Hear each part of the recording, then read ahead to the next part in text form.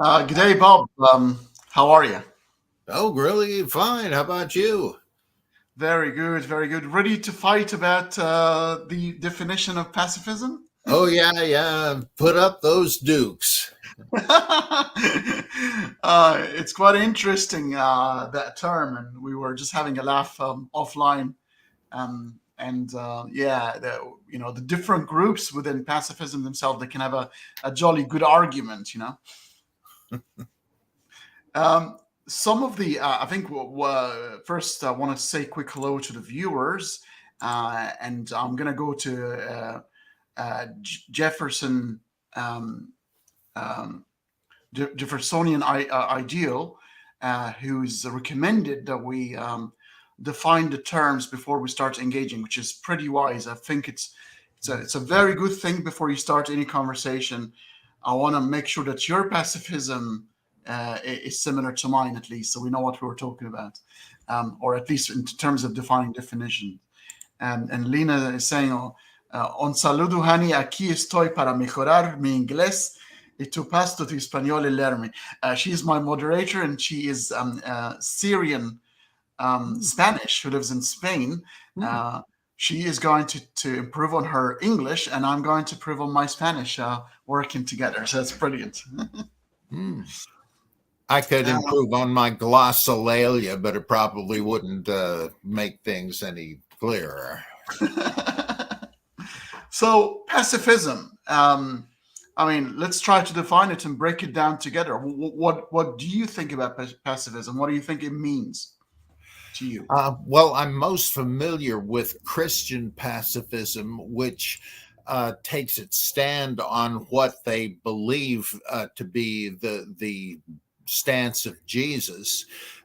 And though I think that is hard to determine from the Gospels, but the idea is that Jesus, in going the way of the cross and forbidding his disciples to defend him as they were inclined to do, the scene in the Garden of Gethsemane, that I'm coming along quietly. Well, they figure that's what does it say in First Peter? He's given us an example to follow in that regard. Well, they take the Christian pacifists, as I understand them and as I've read them, think that, that's what we have to do too. We must not resist the evil person. We have to turn the other cheek if you're slapped on the one. Offer the other, and that it would be inherently wrong to return evil for evil, because that's what you would be doing, that using any violence is inherently evil no matter what it was provoked by. So they won't bloody their hands, and they figure, well, couldn't we get killed that way? That's not wise, is it? Well, no, it's not worldly wise, but after all, you have the promise of eternal life in Christ. So this life is I don't want to say negligible, but it's not to be held. Well, like he who saves his life shall lose it. Whoever loses it for my sake and the gospel's, the same shall save it. That we really don't, if we're going to be disciples of Jesus, we have to follow his path, follow his teaching, even if it costs life and limb. So if we're sheep to the slaughter, so was Jesus. That's the Christian way. And if you don't, if you think, oh no, I think I have to respond with violence, personally or corporately, like in a defensive war, well, that's what I'm going to have to do. They say, no, you're only perpetuating the cycle of violence if you do that. Just as the Buddha said, hate never conquered hate, only love conquers hate. And in the same way, violence never conquers violence, love conquers violence. And I think that's a fair summation, though a pretty skimpy one, I admit. Right, right. So this is going to be defined under a category called absolute pacifism. So Mm. this is a group of people that recognizes pacifism to be the right path, and there shouldn't be any other way to resolve any disputes. Even in self-defense, even self-defense is not permitted here. You kind of let yourself go for the greater good, which is eventually the perpetrator is going to stop, or people are going to be watching and going to go, that's no good. You should not do this again. And therefore, that chain of viciousness will eventually end at the edge of pacifism. But let's examine this. Is this necessarily true? Is this truly reflected in human nature?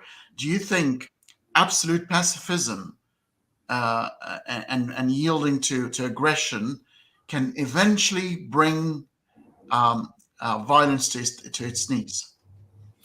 I don't believe so. You might have hope for that in certain cases, but a good example of why not is Mahatma Gandhi's advice to the forces who Jews and others who opposed the Nazis or were victimized by them. He said you should use truth force, satyagraha, and that will shame them into saying, "What am I doing here? I'm being a coward, a bully. That's ignoble." And he thought that had kind of worked in India, where the British, because of their culture, had a conscience. And especially once this crazy British officer massacred a stadium full of native Indians, this really shocked the British. They said, "What do you think you're doing?" The same sort of thing happened with Pontius Pilate, by the way. He was fired because he had slaughtered a bunch of Samaritans who were having a messianic rally, and his superior said, "Hey, this isn't Roman justice. You're fired." So yeah, it might work, but if you're talking about Adolf, if you're dealing with somebody like the Nazis or let's say Putin's legions, there's no conscience there anymore. It's been programmed out of them. That might seem bigoted to some, but just look at the evening news. The problem is that you have to be somewhat morally sensitive to see that you're doing the wrong thing. It reminds me of what Kant said about repentance. He says it's only the righteous who repents. Because he can see that, as I said just a moment ago, what am I doing? Whereas the real sinner, he doesn't give a damn. If you're pacific, if you're nonviolent, hey, great, thanks. You're just making my job easier. And I think the history of the world shows that is not only an uphill battle for the righteous, but a Sisyphean one. The boulder is going to roll back down the hill every time and crush you underneath it. So I think that is naive. If they had that much of a conscience, we wouldn't have the problem to begin with. Yeah. I think the definition itself might betray certain underlying meaning and an initial meaning. So let's break it down. Let's break down the Latin composition of the words, because it's made of two different words, the word specific or pacifist. So one is pax or pacci, where it comes from, which means peace in Latin. And what's the other one? Ficus is to make. So it's the act of making peace. Notice that they did not talk about resisting violence. It's making peace, which then means to me that there is an act of violence being committed and you're attempting to make peace as a result. So it's more like a reaction to an event that happened beforehand. So in a way, it submits to a precondition, and wisely so, that our abish urges lead us to violence, inevitably.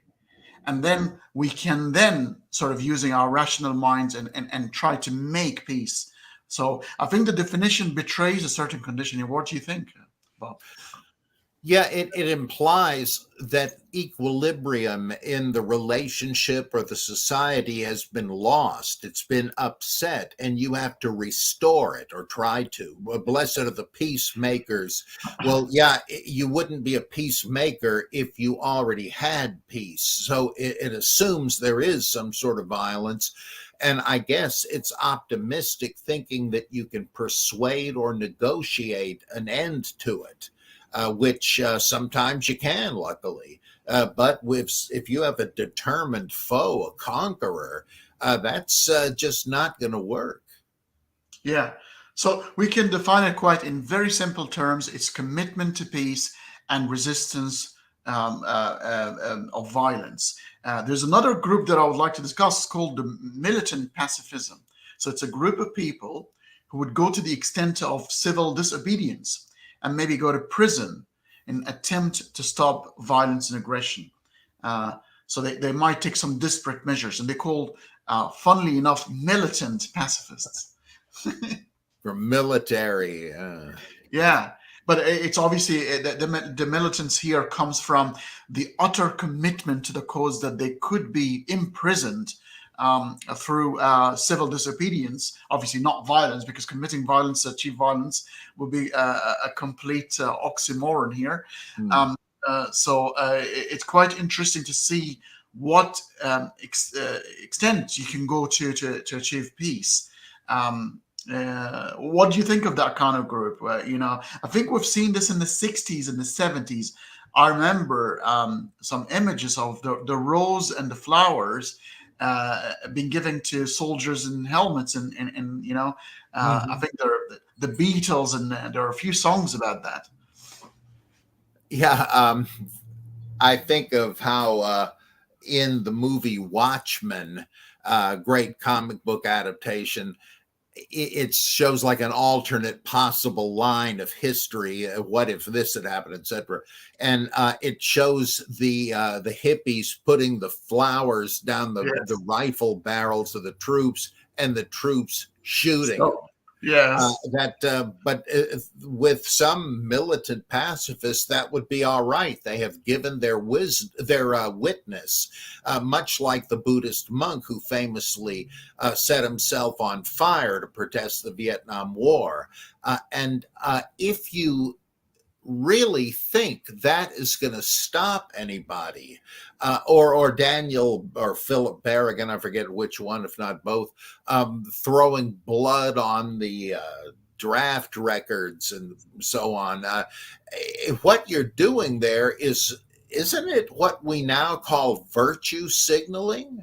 I mean, the only thing you're doing is to just show, hey, I'm above this. I condemn this. And my reaction is, who cares? You're not that important. Mind you, Bob, without the consequences. So this is the virtue signaling without the consequences of the past, where you can actually die for a cause or pay for a cause. This is more like a keyboard sort of jihad, where you can signal your virtue, but pay no consequences, because you could be doing quite the opposite in your private life.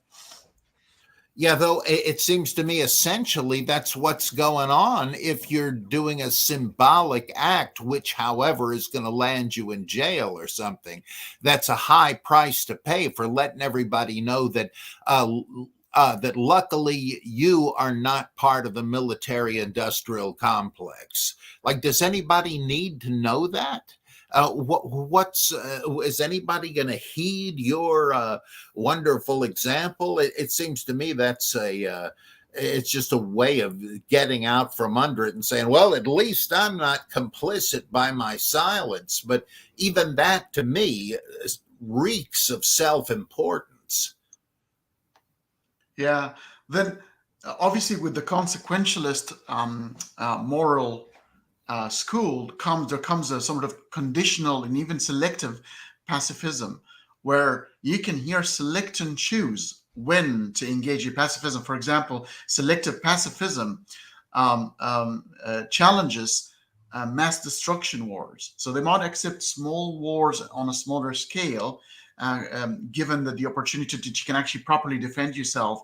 But in a war where a machine can be used to kill indiscriminately, it reminds me of Dr. Manhattan talking about Watchmen. It's one of my favorite comics. All right, and Dr. Manhattan, remember, there was a scene where he was doing that because he's become indifferent to the human condition. He was completely above it and detached from the whole human condition and suffering. Yeah. Yeah, That, he was beyond it, and like we wouldn't, most folks wouldn't feel any compunction about stepping on an ant, though I would. I have to admit, I might have to. I realize there's a war against mosquitoes that cannot be given up. I'm an anti-mosquito jihadist because they hurt you, they can give you malaria and so forth. But short of that, like if I find a spider or something, I will politely escort him outside. I don't want to kill anything I don't have to. But that's really a kind of a luxury and indulgence. I don't want to become a Janist, like where you sweep the path in front of you to make sure there were no bugs there.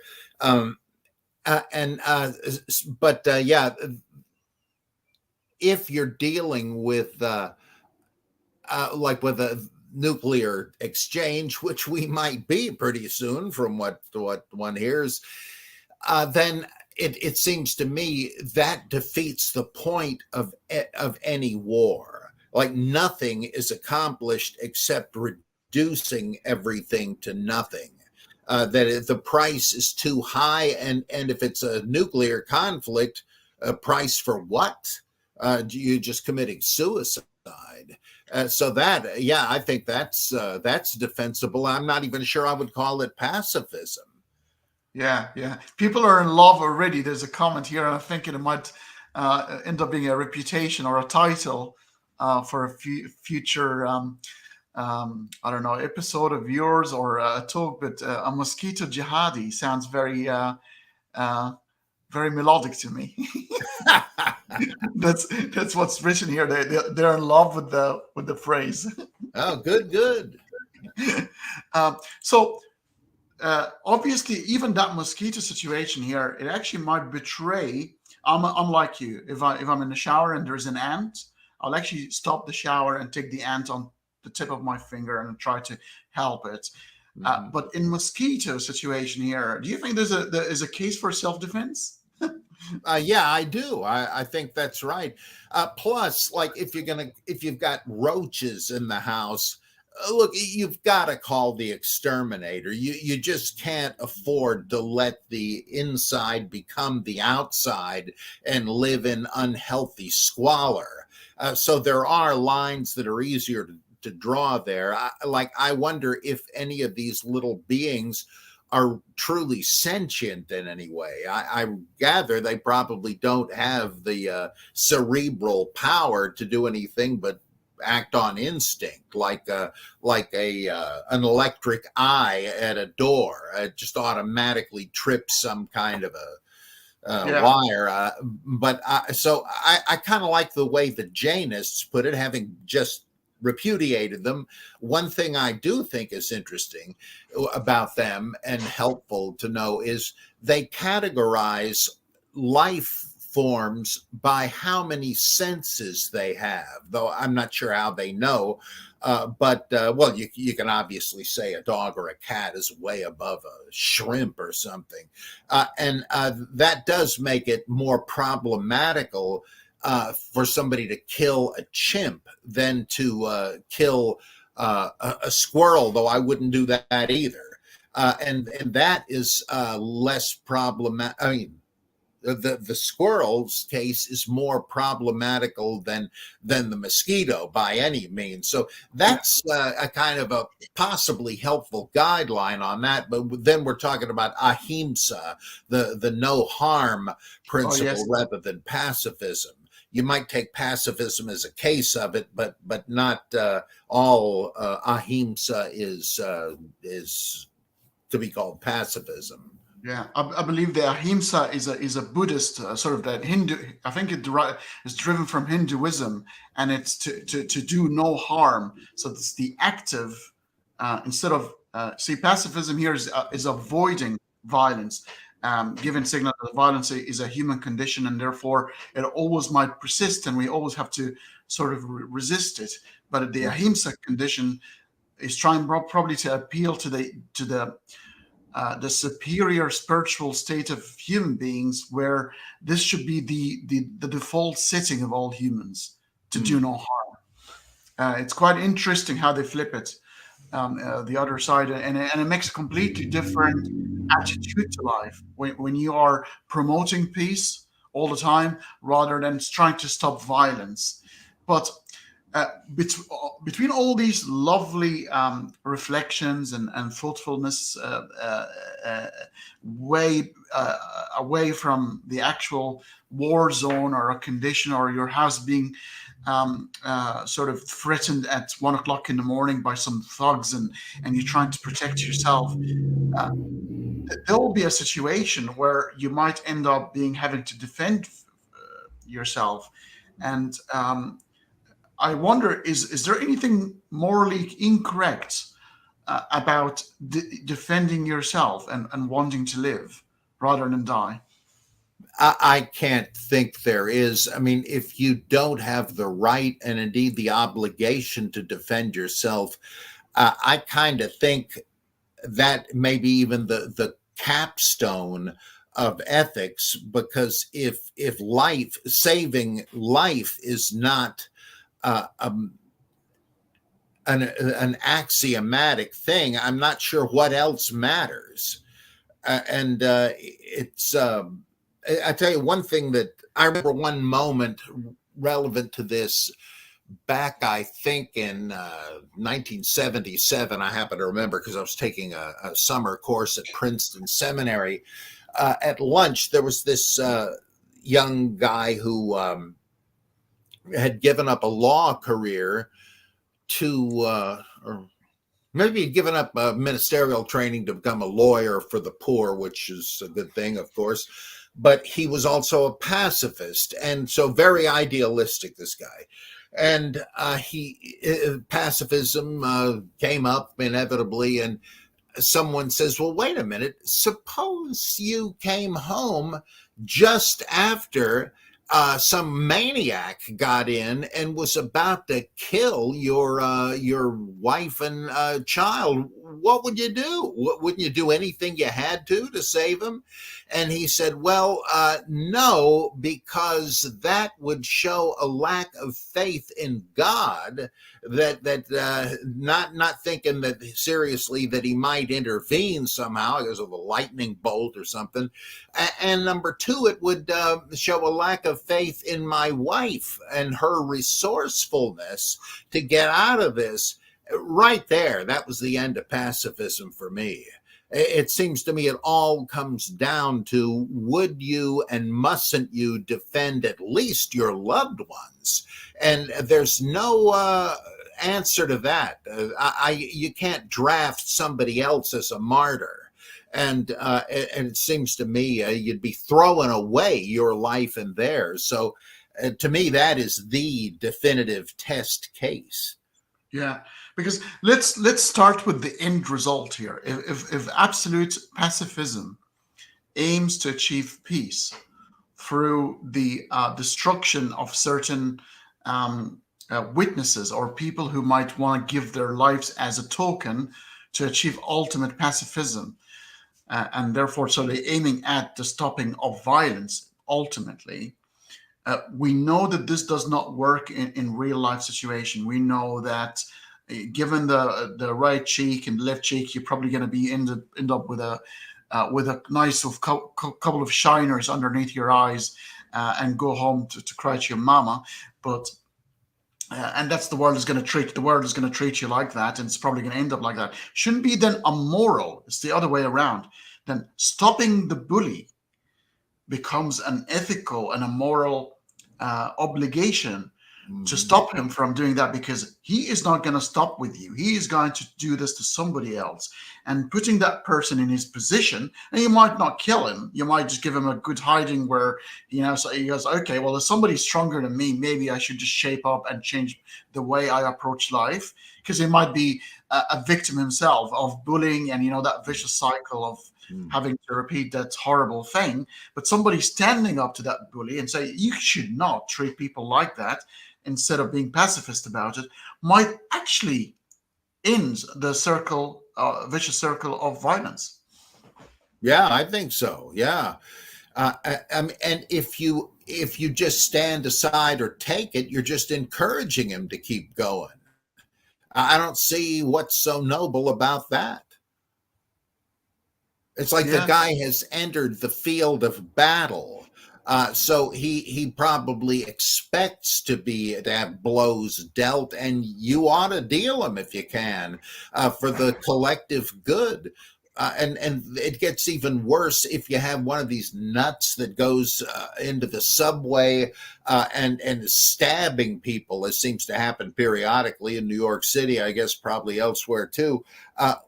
Who are you doing a favor if you just say, no, that's not nice, or whatever? You've got to use force to stop him. Somebody has to use force to stop him, or it's the war of all against all, and the more powerful will wind up dominating, and that will be those who use violence.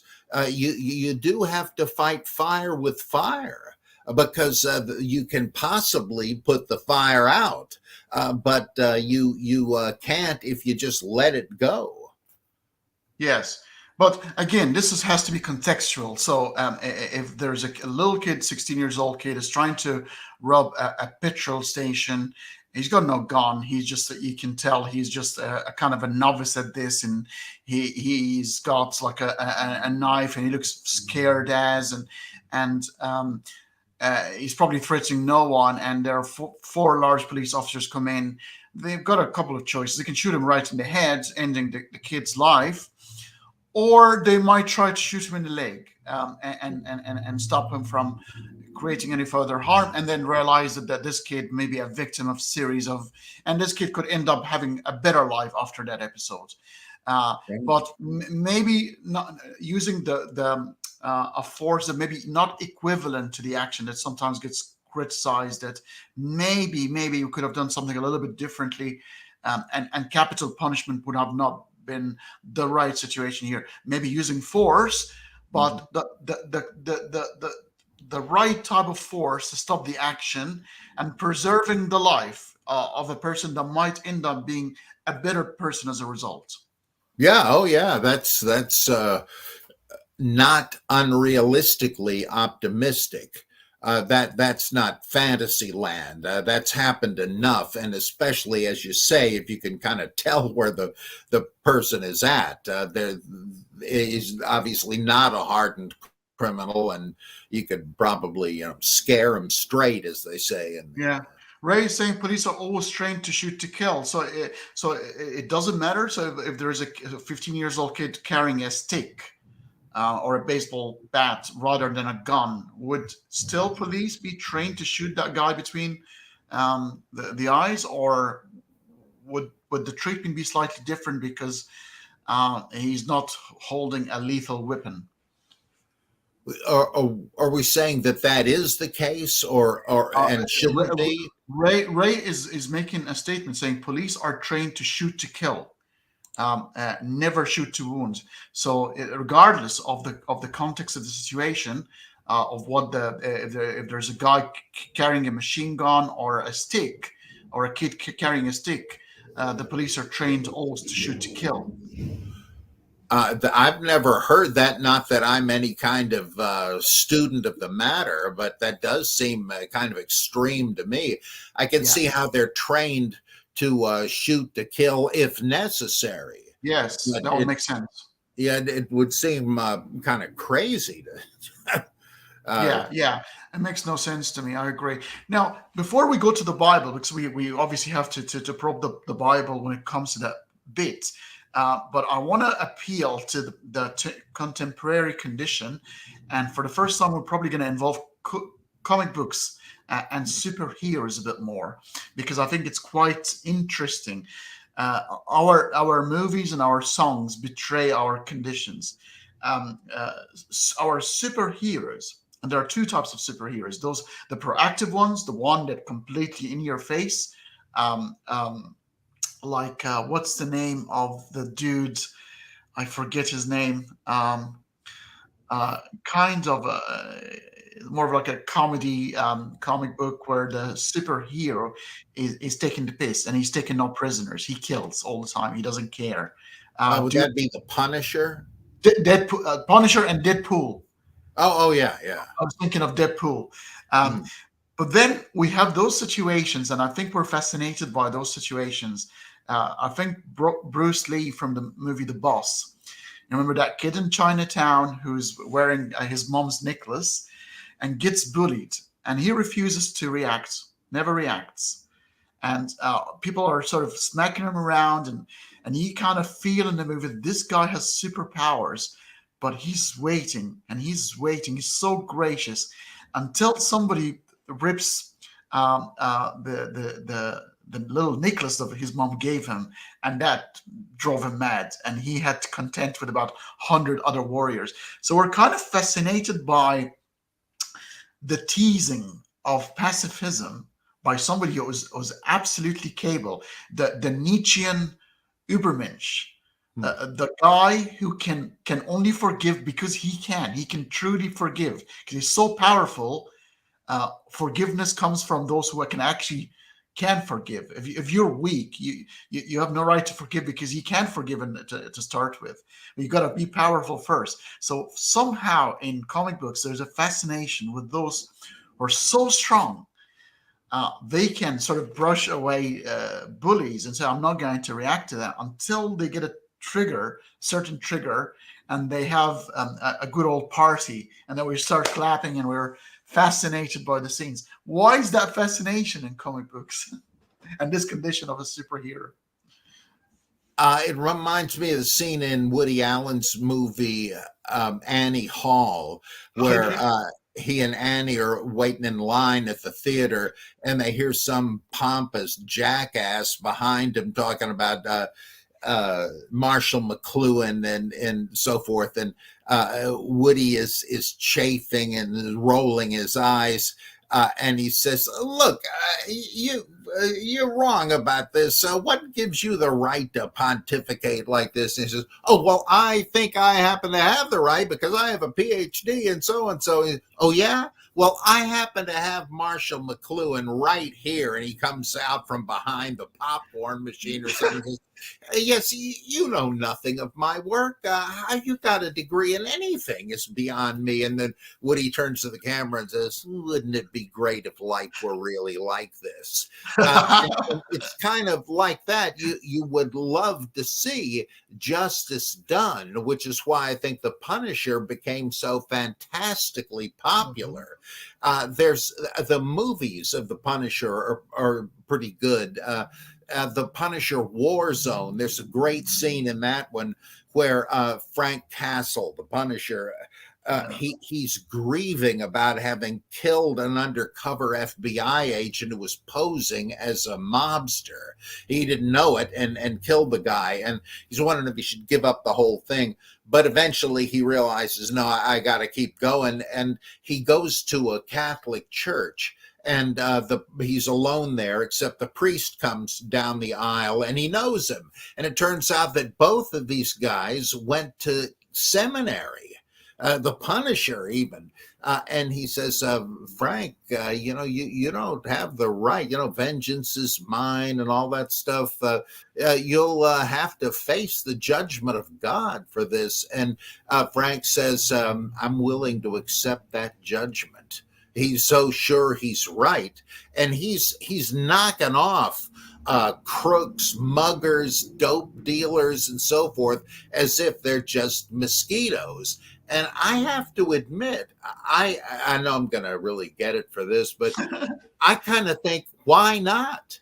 You've got these scum who are victimizing people, do you really think you have an obligation to arrest these people and give them housing and rehabilitation? You're just making a fool of yourself. These people are like mad dogs. Not every criminal is. I mean, there's a lot of different gradations, obviously, but I think there was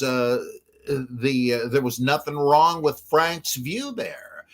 They're like mad dogs, or again, like I said in another infamous revelation, you're engaged in a war to protect civilization.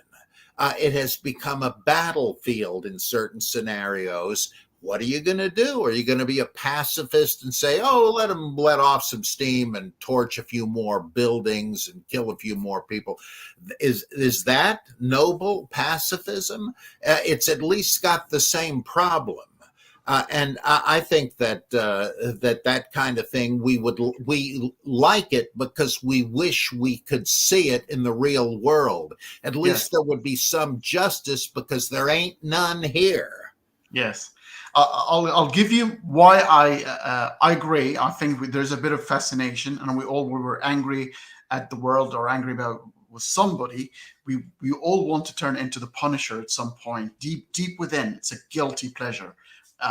But it suggests a very binary word of black and white, and I'm gonna use again a comic book change in the last 10 years or so, maybe 20 years. So back in the day, bad and evil, it's binary. Black and white, 0 and 1.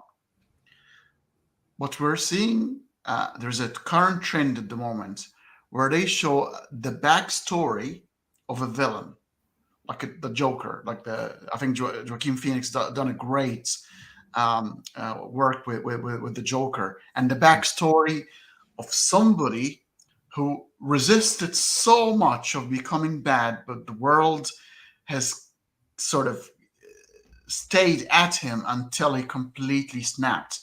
And at some point, there was a good person in him.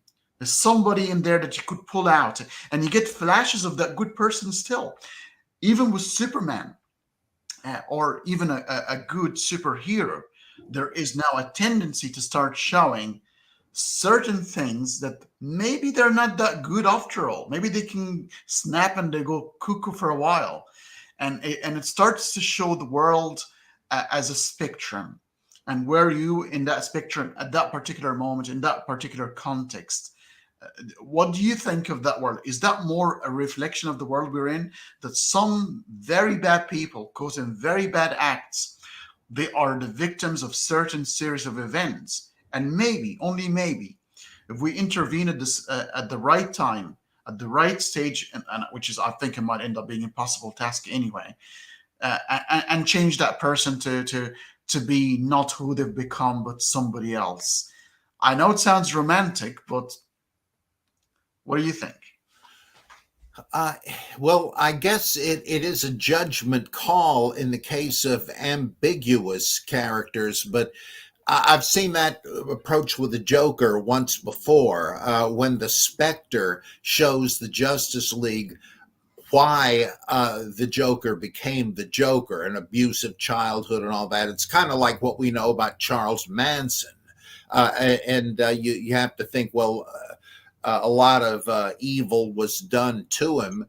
And that's a tragedy, but that doesn't mean we have to keep this insane killer alive and hope he'll snap out of it.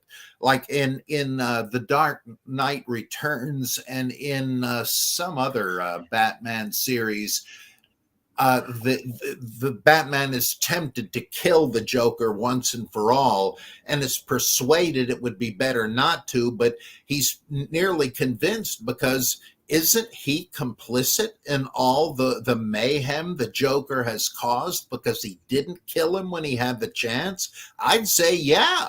I mean, you know what this guy's doing. Now, you might judge him criminally insane. That I admit would be a bit of a different thing. Just put him in a straitjacket, put him away. I mean, that's cruel too, but I'm afraid, you have to do something like that. It's cruel to put them in jail at all. What a fate. But you got to do it. Now, of course, the district attorneys funded by George Soros figure, well, yeah, it is kind of bad, so just let them go and hope for the best. It seems to me that in theory, yes, but you'd have to, number one, have a time machine to go back and find out why they went bad. And you would have to be a mind reader to know exactly how bad they are. Neither of these things is possible. And it's the risk you're taking is with the lives of other people who are potential victims. And now that could simply justify life without parole, but I wonder if it's not a kind of decadent hyper morality to think you have to feed, clothe, and otherwise, like Rorschach said once, I used to mollycoddle criminals, I let them live. I think that it comes down to that sometimes. You got these murdering mad dogs and so on, and even less than that. I think you have the right to shoot an intruder into your home, even if he was just going to steal your CD player or something. And you don't know what he's going to do. So I think the law says, yeah, if you have a home intruder, it's their risk. Yes, I kind of agree with this. This comment, and I'm going to propose something quite interesting on Ray saying he can't kill the Joker. That would be the end of the Batman franchise. And I am going to invoke here, Bob, have you ever watched the Four Horsemen of the Apocalypse conversation? Christopher Hitchens, Daniel Dennett, Sam Harrison, and Richard Dawkins. They were sitting around a round table, smoking and drinking whiskey and alcohol, and they were having a chat for a couple of hours. And they were talking about the end of religion. And obviously, Sam Harris and Richard Dawkins are quite adamant that if you end religion, that'll be the end of the story. And then they came to Christopher Hitchens and they asked him, would you like to see the back end of religion? He said no. And everybody, his eyebrows come back from the back of their heads, and they were astonished. Said, what? Isn't that what we're all sort of fighting for? And he goes, no. Then there will be nothing to argue about. I like to argue about religion. I like the other. It makes life colorful. I don't want to see a world where, and they were quite amazed, but it's very similar to what Trey just said here, that if we kill the Joker, there will be no Batman franchise. Maybe we're conditioned for these archetypes to live this illusion we're living in, as a nice large movie where we can have heroes and villains and people that we hate and people that who we love, and that makes life interesting. I can't agree with that. It's more than interesting when people are raped and murdered. I don't think we need villains in the play, or let's have a different kind of play like My Dinner with Andre or something. But of course, Batman would still have a zoo full of heinous villains like Two-Face or the eco-terrorist Poison Ivy. There's an interesting one. Oh, yeah.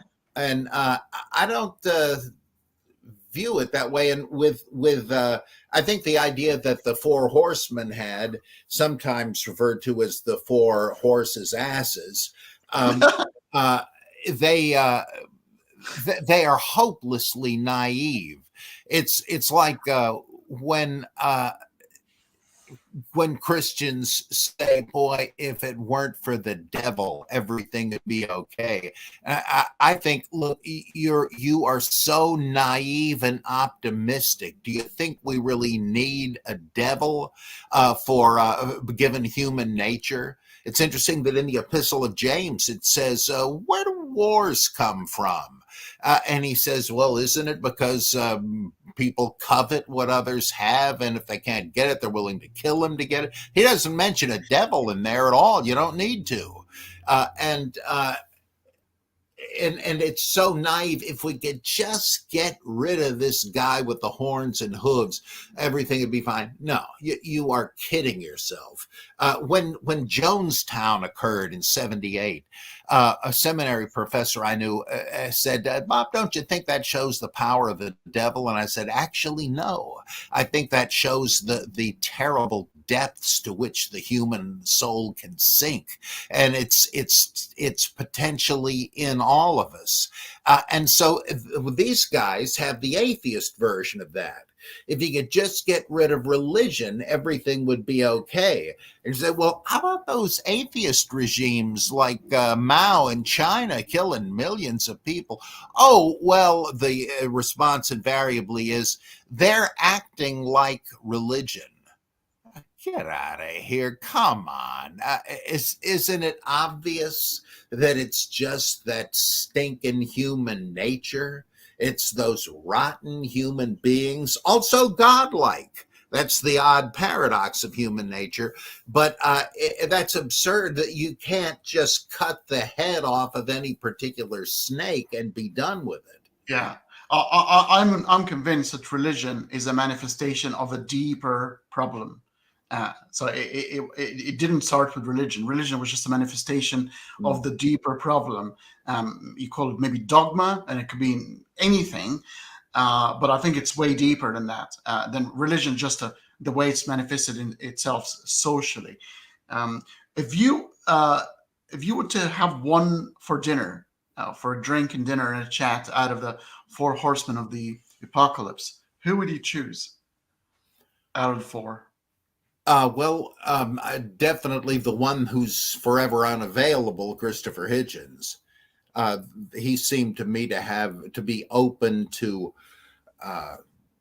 different opinions, like about wars and conservative versus liberal issues. He was unpredictable. You just knew he would fearlessly deal with it in a rational way, whereas I think some of the others have an axe to grind.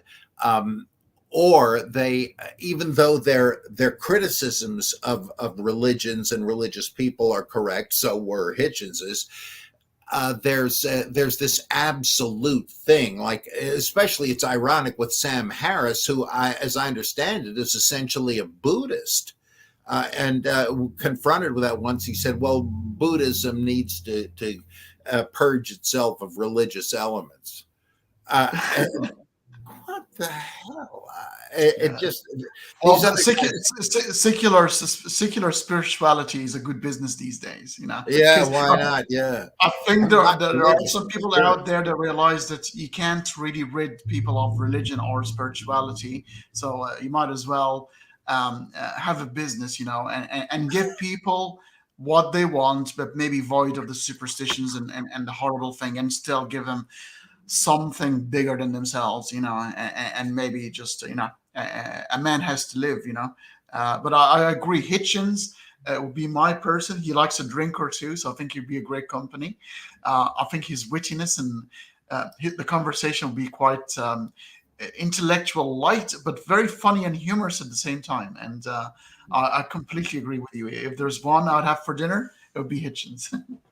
Yeah, I wrote a story once, which was a kind of an allegory of Lovecraft's The Call of Cthulhu, because the outline of events is the same. The protagonist in my version is Christopher, and it's obvious who it's supposed to be. And he begins through a series of bizarre events that he and others have, that he researches, that he cannot, like he gets a video cassette of an appearance of the Virgin Mary in the sky and things like this. And he's faced with the prospect of saying, I guess I've been wrong, but what lesson does he draw from it? as in the Lovecraft story, he is now horrified because this does not mean that all of his criticisms of religion were wrong. This idea that there's no moral autonomy, you have to obey a god in the sky with a club ready to get you, all of that still holds true. And so, though he has to admit, oh my God, it's true, that's bad news, not good news, I think that's how he would react. And atheism can become a secular spirituality, like the horrible wokeism religion. That is certainly a religion and has all the worst earmarks of it. Oh, I tend to agree. I'm glad you called him Christopher. That's very, very intelligent of you, because he used to hate being called Chris. I remember if people called him Chris, he'd say, "No, sorry, it's Christopher." So I'm glad you've given him his full name. He hated the shortening of his name. So I never even heard anybody call him that. That's interesting. He was called Chris a couple of times, in especially in the United States, where people tend to shorten names, and he said, no, hold on a second, it's Christopher. He never liked Chris. Very, very interesting. So now let's go back to the biblical history and narrative. Before Jesus, obviously Jesus would be one of the very first pacifists that we know, especially in the Abrahamic brother Karamazov. But what about Judaism? Are there any references in any stage in the Old Testament about any hints of pacifism? No, but I think that it may be a mistake to characterize the Old Testament as violent, as pro-violence and militarism, simply because, to my own great surprise, the Old Testament minimalism, the now regnant view that most of the Old Testament story is not historical, that it's all an attempt to it's like an attempt to educate and to polemicize, and that holds especially true with all the troubling stories of the genocide against the Canaanites and so on. It seems clear to me, not only from the fact that it doesn't appear to be historical, but from contradictions in the same texts, that what that is, all that stuff is about the attempt as of the Deuteronomic reform, when they really moved to monotheism and combined Elyon and Yahweh and said the Hebrew God is the only God, and the sons of God are angels, and so on and so on. Much changed then. Well, they were repudiating the previous ancient religion of Israel, which is why it's so different. You really can't speak of Judaism in the earlier books. It's Israelite religion, but Judaism is like a quantum leap. It begins in the Old Testament, but much later, as of Ezra, for instance. Well, once they made that change, they wanted to say Moses was the revealer of God. And yet it's and he's on record in the Torah as saying only worship Jehovah, etc. But it's pretty obvious that the prophets had their hands full telling people, hey, cut it out, stop the paganism, stop the idolatry, stop the polytheism. In other words, they could not deny that throughout the history of Israel, the Israelites were polytheists. They had divine images. They and all sorts of these things. Their religion, their myths of Jehovah were just like those of Baal, essentially the same God. Well, they were trying to clean house. So what were they going to do? They couldn't admit that ancient Israelite religion was simply the Canaanite religion, because the ancient Israelites simply were Canaanites, and so. But wait a minute, we want to get back before that and say that Moses told us what we now know.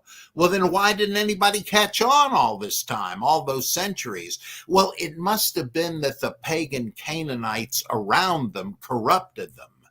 Yeah, that's it. That's the ticket. And yet God told them that's going to happen unless you kill all these people. So under Joshua and Samuel, Saul and Samuel and so on, they did. And we say, oh my God, what primitivism. Oddly enough, it seems to me that there's no archaeological evidence of any such conquests. And there's clues in Joshua and Judges that all those blitzkriegs didn't happen. They didn't conquer that land. Even in the Bible, it seems to admit that. So what is going on? What do those stories mean? They're kind of allegories to say, this is how we have to deal with our Canaanite past. We have to be merciless in rejecting it and destroying it. They weren't in a position anymore to kill anybody except in defensive warfare, possibly. But all that Canaanite killing really is surprisingly similar to what fundamentalists say, that it's an allegory of the Christian life, that the Canaanites really, for you, are your sins, and you got to be merciless with them. And I think that it isn't quite the same thing, but the point is, I think those stories were supposed to be moral lessons like allegories. So that doesn't really tell us that the Israelites were a bunch of bloodthirsty imperialists. It's a big mistake, I think.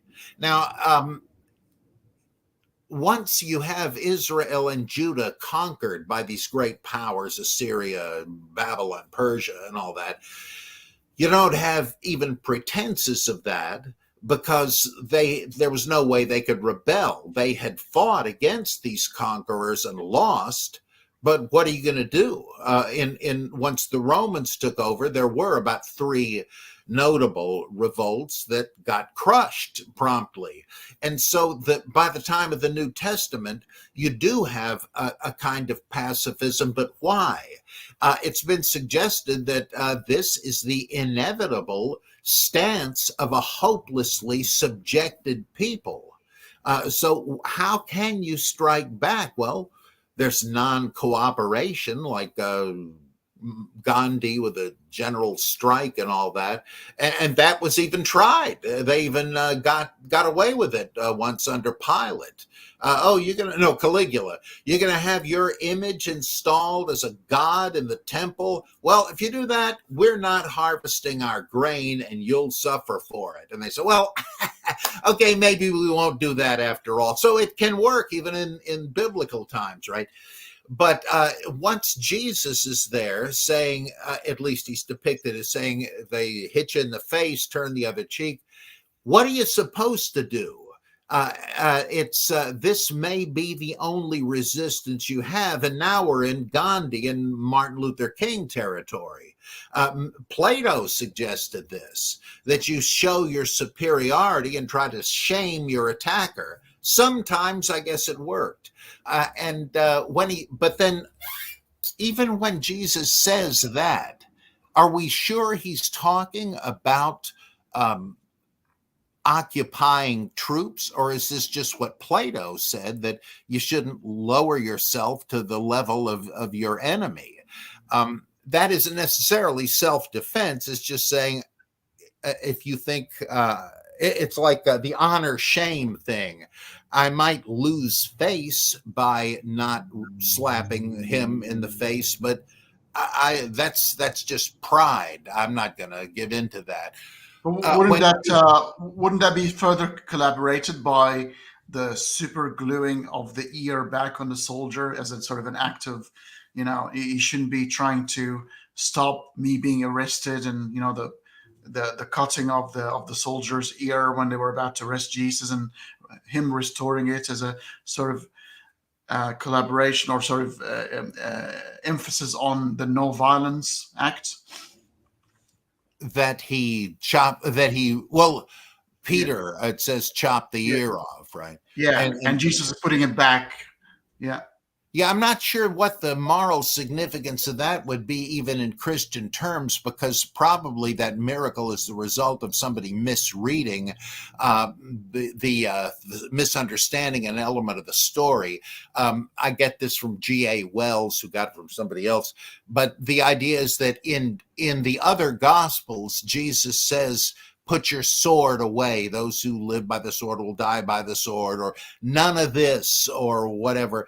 Well, the theory is that in maybe an earlier version of Mark, what Jesus said is, "Let it be restored to its place." The sword, put it back in your scabbard. But some idiot thought he meant, "Let the ear be restored to its place." And so he manufactured the only instance where Jesus heals somebody by restoring a missing limb.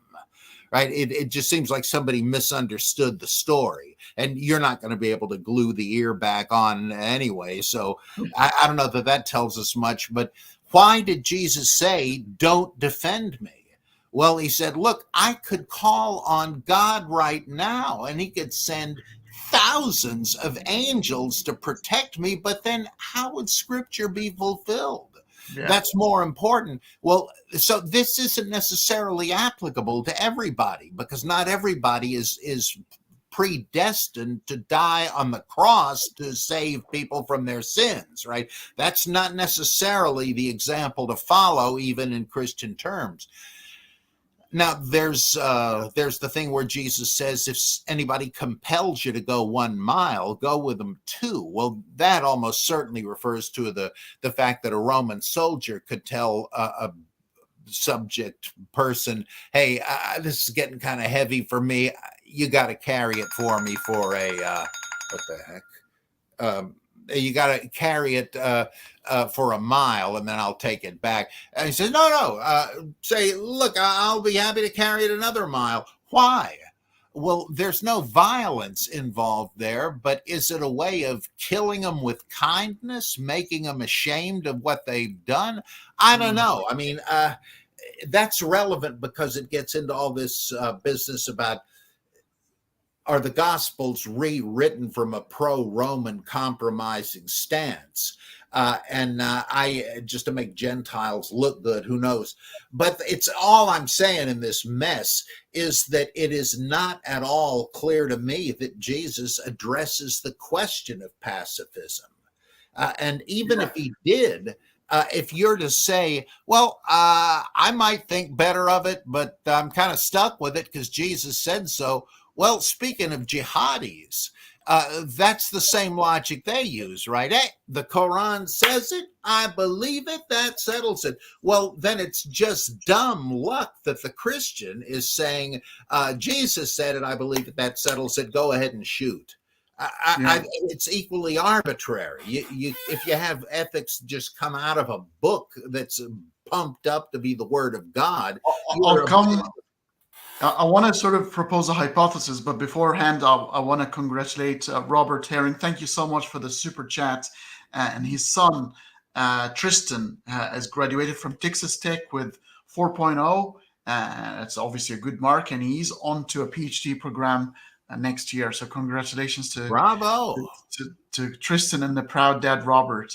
Yeah. It's really good. And it's good to hear, Robert. I'm very glad for you and for your son, Tristan. Constellation Pegasus is one of the people who were skeptics about our series. And he said, I was at first worried about these talks on topics, but it's been really great so far. So it looks like we've converted a few people.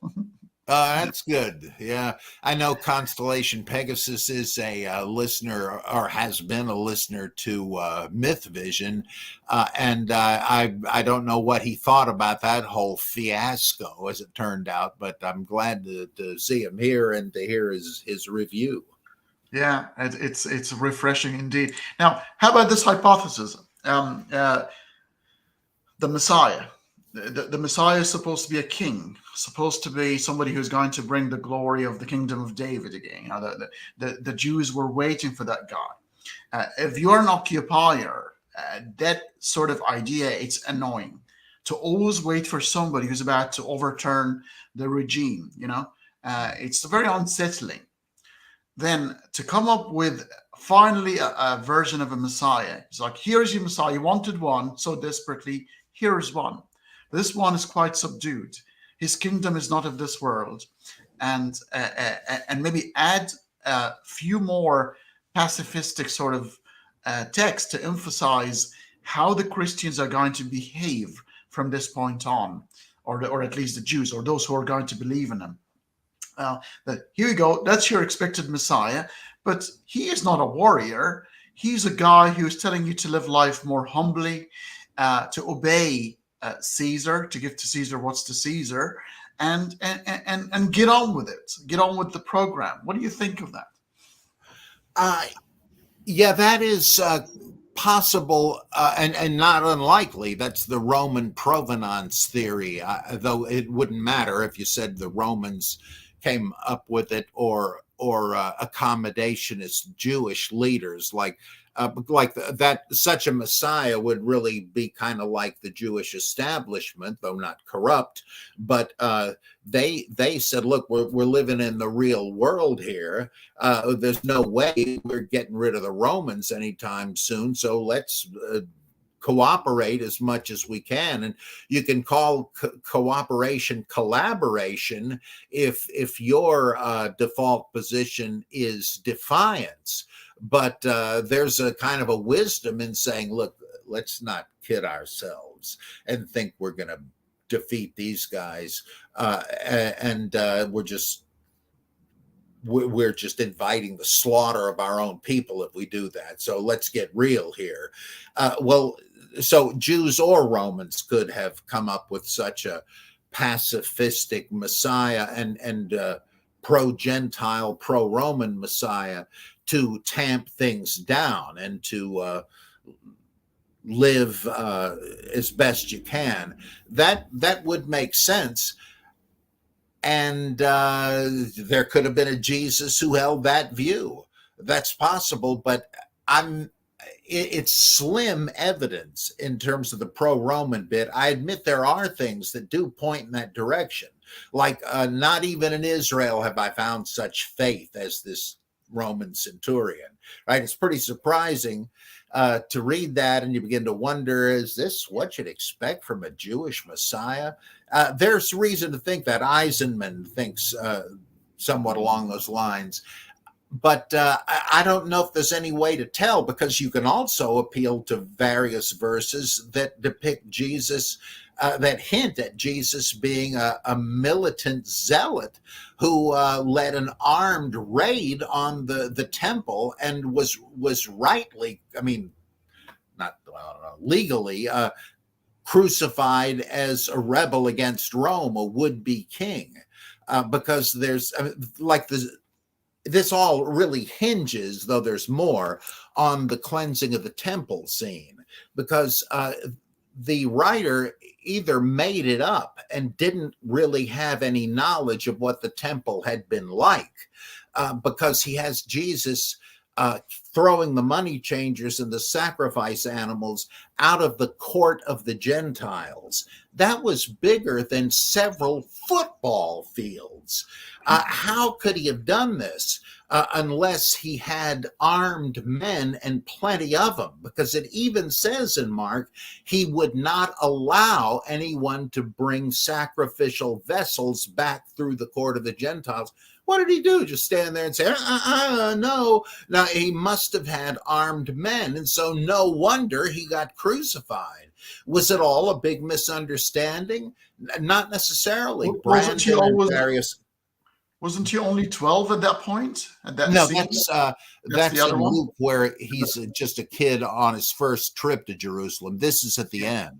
The end, yeah. Okay, the final. Okay, so more of a. And if that's right, and this is an old theory actually, that and I think there's just as much evidence, if not more, that a historical Jesus would have been a zealot revolutionary than that he was just Mr. Pacifism. That all that evidence is the pacifism evidence is ambiguous, it seems to me. This is sketchy, but not really ambiguous. So Who But knows? isn't his story, his crucifixion, is the ultimate act of pacifism anyway? I mean, even like Judas Iscariot, he's there, even though he was been seen as a traitor, but he's actually fulfilling the prophecy. So he is submitting to the ultimate act of pacifism by giving himself as a sacrifice. So maybe the situation is a circumstantial sort of evidence where Jesus was indeed that kind of person, more of a pacifist type of guy, and the Romans said, "Brilliant. Well, he was like that, and let's use it to our advantage." They haven't really added anything. They haven't tampered with the notion, but they said, "Well, that's brilliant. If this guy is claiming to be the Messiah, let's use his story and make it the one, instead of the different competing ones. He's our Messiah." They haven't really orchestrated or changed the narrative, but they've just used the narrative that has actually existed and said, "Well, let's elevate this." Because this is the one that might be the one to avoid trouble in the future. That's true. That does make sense. It's just that's why I say it's impossible ever to be sure there even was or was not a historical Jesus. Yes. Yeah. It's Yeah. just a mess. Yeah. Yeah. I agree. I mean, this is obviously an episode where we all have heard your mythicist sort of views on this, but I'd like to probe it at some point myself, because I think over time, our own opinions might be sort of enhanced, filtered, and change over time in small details. So I'd like to hear at some point the latest version of your mythicist because it might be a bit more nuanced than maybe 10 years ago. Oh, well, I've never said we know there was no historical Jesus. There are people that say that, but I've never been one of them. Yeah, yeah. You're saying it's possible. It's a possibility that he never existed. Yeah, and on balance, the evidence seems to tilt more in that direction, but not completely. There are a couple of decent counter arguments, and so I don't really know, but I just think that you got an awful lot of explaining to do if there was a historical Jesus. Yeah, quite interesting. We'll probe that at some point. Now, to maybe the final couple of points on pacifism. So, is it reasonable to say in our modern era, we understand that we are fine-tuned sort of apes? We've got the prefrontal lobe cortex just evolving the last couple of million years. So finally, we started to use a bit of logic and rationality. But before that, we use a lot of emotions. And therefore, fights, after a couple of drinks and bars are very common. It's, "I'll see you outside, that chick is mine." And these sort of scenes are quite normal. We see it every day. It doesn't matter how civilized you are. You enter a bar in a suit and tie after a few drinks. Everybody ends up, in a Western movie towards the end, which is funny in a certain way. But okay, so we understand that this is our condition. We understand now that the harm is a lot, and there are other ways of settling disputes where the two parties can reach a nice compromise. If everybody's getting a piece of the action without ultimately hurting each other. If we start being deliberate about this in the future, do you think then we could look at a type of pacifism where it says, "I'm going to do all what I can to resolve this amicably and in a civilized manner. But failing to do so, and if you've threatened my well-being, I've all the right in the world to defend myself"? Yeah, that seems to me implicit in all real negotiations. You have to negotiate from strength, which at least means if this doesn't work, I'm not just bending over. If this, you and I both presumably want to avoid as much bloodshed as we can, but my final position is not peace at any price. So be warned, you'd better be willing to make real concessions as I am, or this isn't going to end well. Yes. Okay. So I guess, I mean, I'm now with you on this particular topic. Guys, we're talking about a series of topics where Bob and I might not agree. And every single episode we've had so far, we've reached a sort of a common ground. But I've suspected that I'll be on the side of Bob on this one here. And I am on your side here. Uh, uh, for very logical reasons. For I'm a consequentialist, so I go with the final results, and it seems to be that this is the reasonable, logical way of thinking about this. Knowing that I've got limitations, I cannot get out of the fact that I am a primate, fine-tuned one at that, and I will always be betrayed by my urges. It's gonna get the best out of me, despite my best intentions and my best endeavor to sound logical and coherent.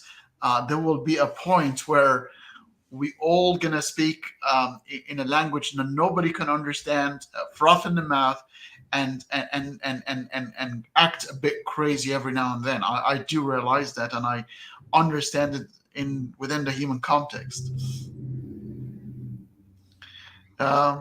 So, I mean, on the back of this, do you think, how do we then proceed in the future? Those who come forth and say, "Hey, the only way is to resolve everything." Let's say the war that's happening right now, Ukraine, Russia. I think that's quite a situation here. Do you think if the Ukrainians say, "Okay, well, here's that piece of land, please, Russia, please leave us alone, and we will shut up about it. We will not join the European Union, and hopefully that will please you." Would that be the right thing to do? What would the Russians then take as a message if this was the stance? They say, well, if we wait a few years, we can get another bite out of the apple, because this isn't the first time. And they probably would just, I mean, they're clearly planning on taking over the whole of the Ukraine, and it would just be, I think, a delaying tactic. They might like that because the Russians are really taking a pounding. So a respite in the war to give them a chance to recuperate and rearm, that might be strategically in their interest. I don't think there's that's going to happen. I think these negotiations they say they've had are really just play acting. Will Rogers made an interesting comment, one of very many, where he said diplomacy is saying "nice dog" while you're looking for a rock. And that's what they're doing. And they're always going to be aggressors because of human nature. I mean, that's how, I guess that's why Homo sapiens sapiens is the dominant form of humanity. No, not the Neanderthals or the Egyptopithecines and all that. It's a bloody path up the mountain, and then we have to hope that. I mean, that's natural selection. But then at many points, of course, we have allowed cultural selection to supersede that. Mm-hmm. Medicine and wearing glasses and all kinds of things are cultural selections, like just the eyeglasses. I love that. I'm like nearly blind as a bat without mine. And if we had not invented glasses, it seems certain that eventually everybody would have 20/20 vision. You would have bred out the tendency toward nearsightedness and farsightedness and so forth, but at the cost of a lot of deaths, people walking into moving trucks and stuff like that. But we don't want to do that. We would rather have the inconvenience of wearing glasses and all that to keep people like me alive. And so cultural selection takes over, or male-female roles. Even if you're a conservative, you don't go completely with the old Ralph Cramden approach. So culture takes over from nature. And it would sure be great if we could get to that point, but it's a real, ironically, perhaps it's a real fight to get to that. And how are you going to show people that that's not the way to go? The only way I think we can ever defeat it is if we can make everybody affluent and well fed. Then I don't think anybody's going to have any reason to want to go to war. Yeah, no, I agree. 25 years ago, I was blind myself. I had my LASIK operations, and it fixed my eyesight. And, but before 25 years, I remember having that situation where I was chatting to a lady in black burqa, completely fully covered, trying to understand her position, why she's choosing to do so, just to realize I was talking to a black umbrella. For Oh, good. my gosh. I thought I'd give a light-hearted joke here before we end the episode. Oh. So yeah, I do agree.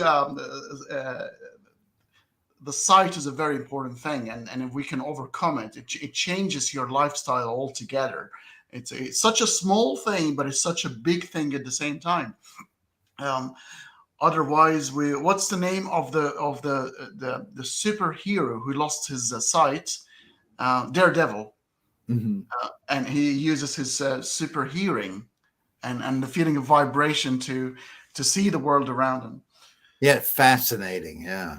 It's interesting. It's always very interesting to me. I like the Netflix series. Actually, they were pretty good. Oh, yeah. I love the one where he finally reveals to Karen that incredibly, he, the blind man, is the devil of Hell's Kitchen. Yes. What a shocker. It was really great. And I'm particularly fascinated by the super villain, the guy, the bald guy, the Kingpin, Wilson Fisk. Yeah, and his traumatic experience. I remember his dad used to get him to stare at the white rabbits in the wall, and how he was brought up as a child. And he said, "Dad, it was a very interesting villain." Backstory. He's such a. I love it. The movie I wasn't very convinced with Ben Affleck. Yeah, I thought it was okay, but it was nowhere near as good as the TV series. I think it got diluted a bit by the introduction of Elektra. Jennifer Gardner at the time. I think they had to squeeze her.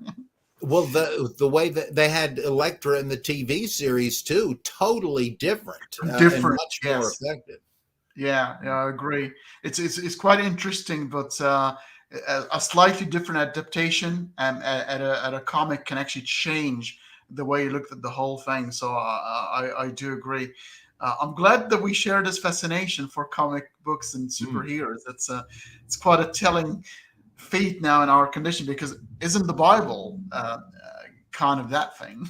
Yes, it is. Yeah, that's the ancient mythology. And I read a little bit of a talk by Jack Kirby where he said that he had created new gods, and of course the eponymous characters of that comic series, because something about how the old gods had been used so much. But he said he really felt he had he didn't put it this way, but the mythic muse. And boy, did he. This guy was amazing.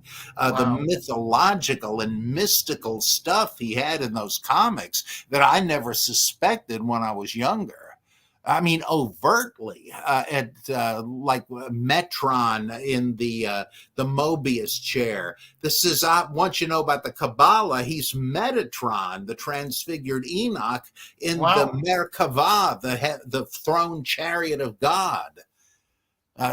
Fascinating. Fascinating stuff. What's that? I'm saying it's fascinating stuff, and that's why, although we're atheists, but people sometimes sort of wonder, how can an atheist be fascinated by the biblical stories? Why aren't you angry and hateful towards these stories? But I think once you see it from the very human perspective, you will end up understand it in the right context, and therefore you won't hate it. It will be understood in that's how people perceived life then, and these are the stories that happen right now.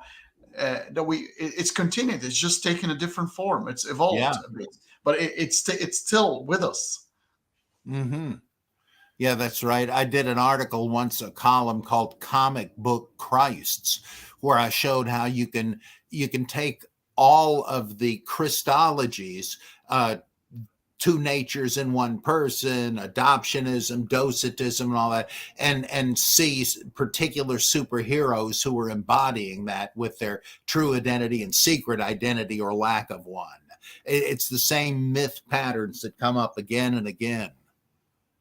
Right. Now, folks, we're reaching toward the end of the show, so we're going to allow about 5 or 7 minutes of taking some questions, if you don't mind. So start preparing questions. I have not heard of this movement. Have you heard of it, Bob?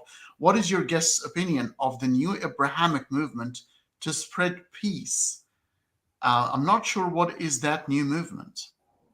I don't know. I think of how during the hostage crisis in Iran, they had different clergy up there saying, what is it? Abraham, Jesus, Muhammad, they're all one, and it was an attempt to, use Abraham as the common theme, but that was years ago. I don't really know what this is. Sounds interesting. Now, this is a question that I did not want to really tackle because, and thank you so much for the very generous super chat. But in a way, I think eventually it has to be sort of addressed at some point. But I want to, before we start talking about this, that I'm still friends with Derek. I understand his position in a certain context. And I understand Bob's as well. So, and I'm blaming one certain group, not the individuals. I'm blaming the Bob mentality that is trying to push somebody around to take a certain decision on certain things. This is the group I blame. But Bob, and obviously I promise as well, Derek, that we don't mention him too much in this context because he's been so obviously traumatized by it. But if you want to reflect maybe from your point of view, Bob, without having to maybe speculate on what Derek has done, but how did you see it? Well, I regretted that he felt in a bind because a couple of scholars really said that they would not show up again as long as they had a no good racist, homophobe, etc. phobe like me on the show. And he said that, like, he had taken a big risk in making Mythvision his one source of income. So did his wife, and I admired their guts to do that. And when he told me that there was this threat, he was upset. He said he couldn't afford that to happen because he had to feed his family and all that. And I said, well, tell you what, I don't want you to have to back down either. How about if I just silently leave the show? You got plenty of other people to interview. And we agreed, yeah, okay. And we were going to continue to work together on other projects.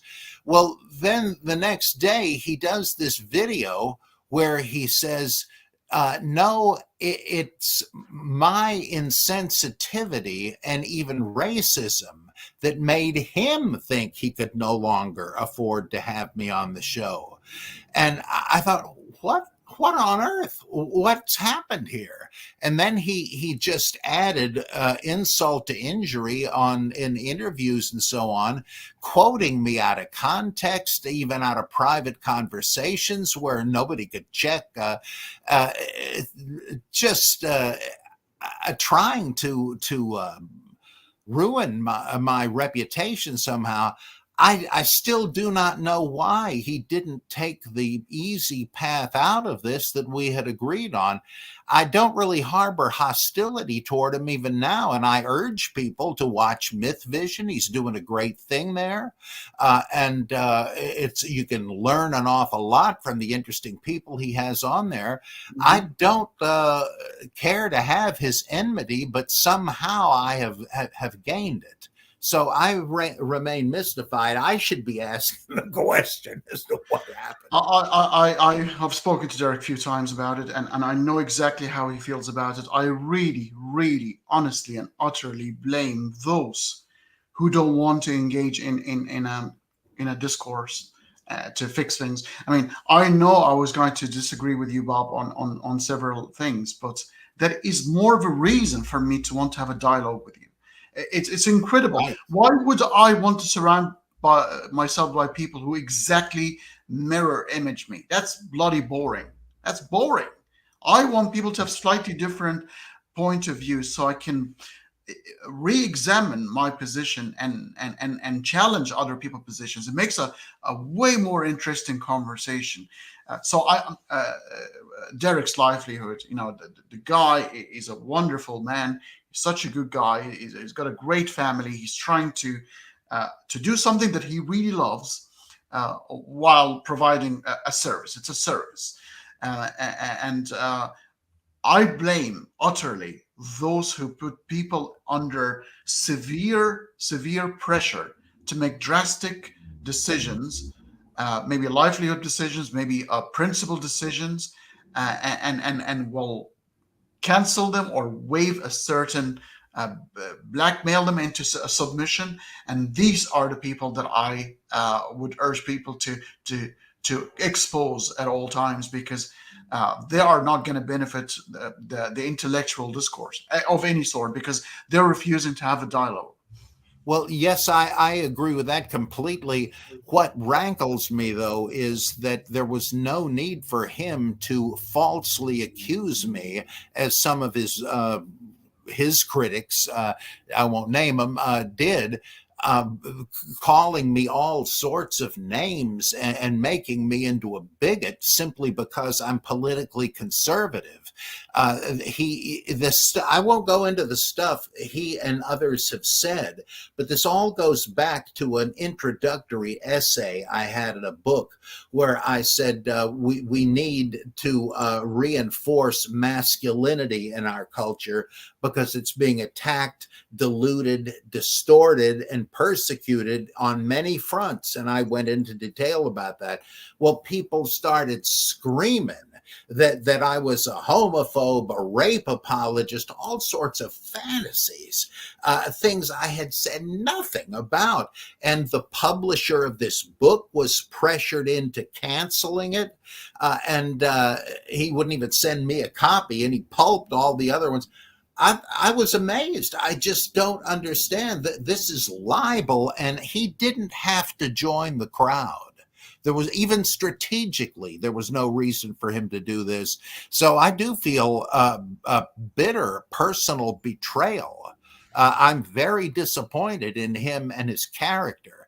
I wish I didn't have to say it, but I guess I do. And I do not want, I just turned down an opportunity to get into this on somebody else's channel tomorrow night. I wanted to just let it die. But if asked, that's what's going on. I think it needs to go away, because I think we need to focus our energy on that movement that works behind the scenes. Because remember, and I know that you and Derek had a very special relationship. It's almost verge on a father-son. Yes, that's right. That's what dynamics. We used to say. But Yeah. Why on earth did he treat me this way? That's what is shocking to me. I know. And again, it may sound like I'm angry at this development, but I'm not wasting my time brooding over it and feeling mad at him. It's just, in the past now. Yeah, I know. And who knows what the future is going to hold. That's why this mob, please come forward and plead your case. Tell us, why is it beneficial to silence, in your opinion, bad ideas? How do bad ideas disappear? By you sort of putting your head in the ground like an ostrich, and they end up they're not gonna go away. You gotta sort of challenge them, and the way to challenge them is a public discourse like this. Come to a channel and say, I disagree with you, and I've got very logical points that I'm going to propose. Please prepared and let's have a discussion. That's the But only of way. course, you see, I am being blackballed for views I do not hold. So there's this element of libel here, beyond just the fact that some people will cut you off. I don't mind if they do, what the heck, but I don't care to be lied about and made into a villain, and that's my real problem here. But that's the other benefit of an intellectual discourse, because I might be under the impression that you are of a certain opinion. Once I start examining it with you, like I've done in the past in the last few weeks in the series, then I go, oh, is that what you really mean? Okay, now I understand it. Now I can actually even relate. I'm of the same opinion. You might just be phrasing it slightly differently, or if I did not hear the first couple of minutes before you coming up with the punchline, I'll take that out of context and say, oh, that's what's been said. But if I hear the first 5 minutes and maybe the preceding 5 minutes, then I can understand it in a context that it will mean something completely different.